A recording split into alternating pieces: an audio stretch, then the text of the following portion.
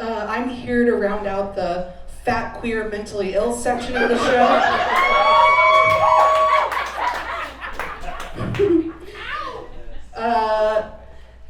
It's Pride Month, the saddest Pride Month ever. I'm like, I don't want to die. I think I'll stay in. It's really dope, though, that like Brahms is sponsoring Pride. And all these people are like, I'm never going back! And I, as another homosexual that eats at Chick-fil-A, I'm like, yes, you will. You will be back. Like, the town you live in only has a Brahms. So what's the plan? Oh my gosh. It's really crazy that people think gay people are like super villains now. I'm like, that is kind of cool actually. You feel like I'm dangerous? I love that. I think it's so funny. These legislators that are like, we can't even let people say gay because you know how when people say it and you want to have anal sex? No. Maybe you are gay.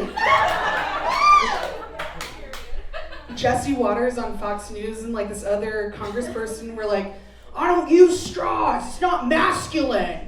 I'm like, okay, if it makes you think about sucking a big fat cock, again, maybe the call's coming from inside the house. These people are always like, God doesn't like it. I'm like, oh, okay. The guy who put men's G-spot in their beeholes? That guy? Think he's cool with it, babe? That's God's design. You're supposed to get pegged. That's what the good Lord wants. People also act like being gay is a new invention.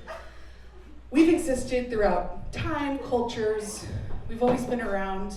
I think a key piece of evidence in this is the redcoats. Think about it, okay? They're like, we're going to war in the woods. We need outfits.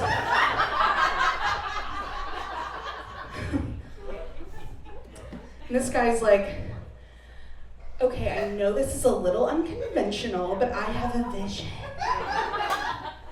Let's do red. Let's do gold buttons. Let's do ruffles. That is faggotry. To the highest degree.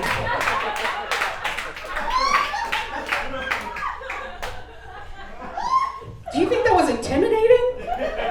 You look like a bunch of dandies.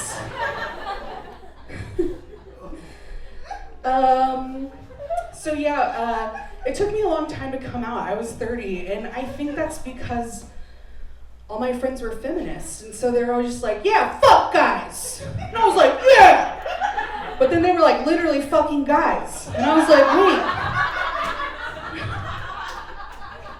I didn't think we were doing all that. It's like an honest mistake. We don't come out till you're 30, you've missed some things along the way, right? Number one, very into softball, right? Low-hanging fruit, that was right there for me to grab it.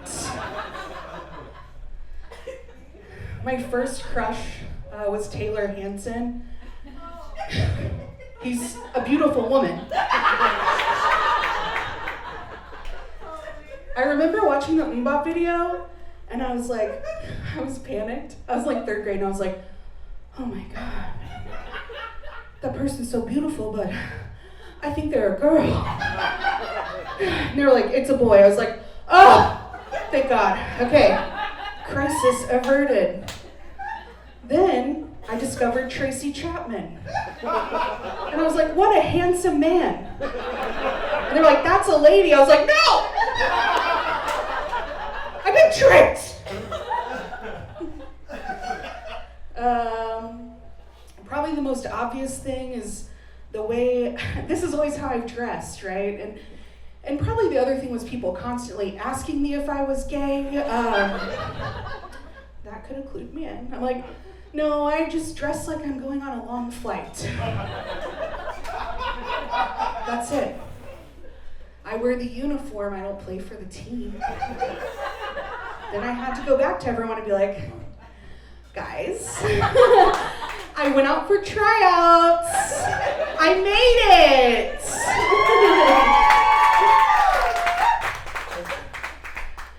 Yeah, I came out because I met a woman, also online and like long distance, but only 4 hours away. So I don't know. We met on Tinder, and I'm not sure how.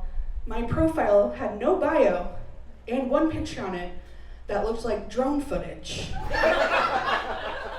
It was so fucking far away. I love being a lesbian. I was at lunch with my coworkers, and they were talking about how their partners lived before they like met them or when they were dating.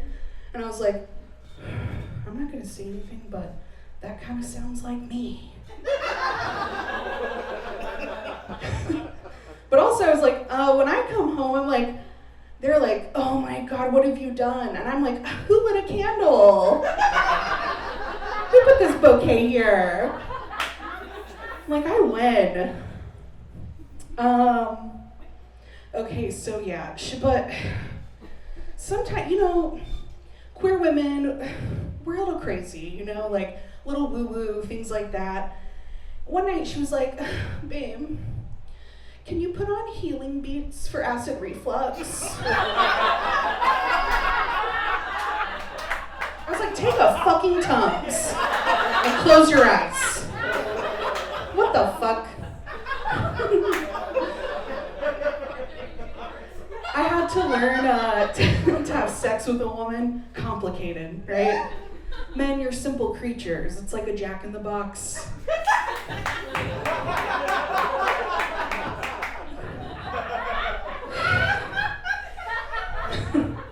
Having sex with a woman is like learning to read Braille. I'm just feeling around the dark. I'm like, what does it mean?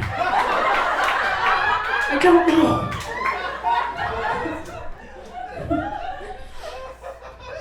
Lesbians also make me laugh because they're like, especially the ones that want to turn a straight girl, right? Because they're like, yeah, girl, my dicks stay hard. I'm like, girl, you have carpal tunnel and arthritis. All I'm saying is that ibuprofen is like lesbian Viagra.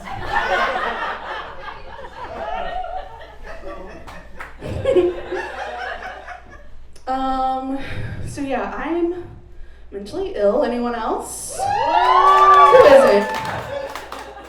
I love to take my pills. I love it. Every day I'm like, delicious. Antidepressants are the only pills people take. They're like, I feel a lot better. I'm gonna stop taking those. Okay. I've had people be like, oh, I don't want to be fake happy. Okay, well, have fun being real fucking sad. Or they're like, they won't take them, but all they're saying is like, I hate myself. Or they'll be like, you know, I don't want, you know, to change my personality. All you talk about is how you fucking hate yourself. That's a good side effect. There are some like, well, I'll just say this.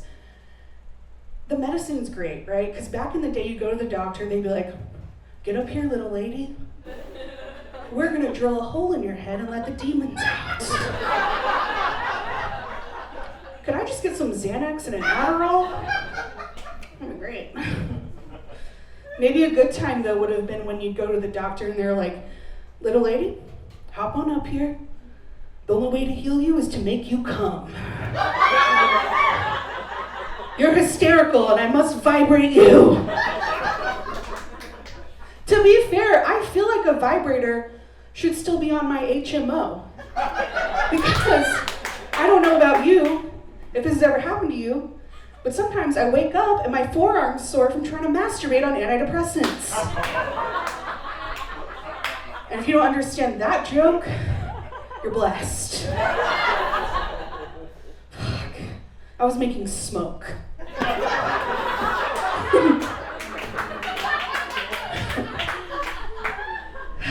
I've done all kinds of like alternative healing. I've tried everything, and at a particularly low point, I went to an energy healer.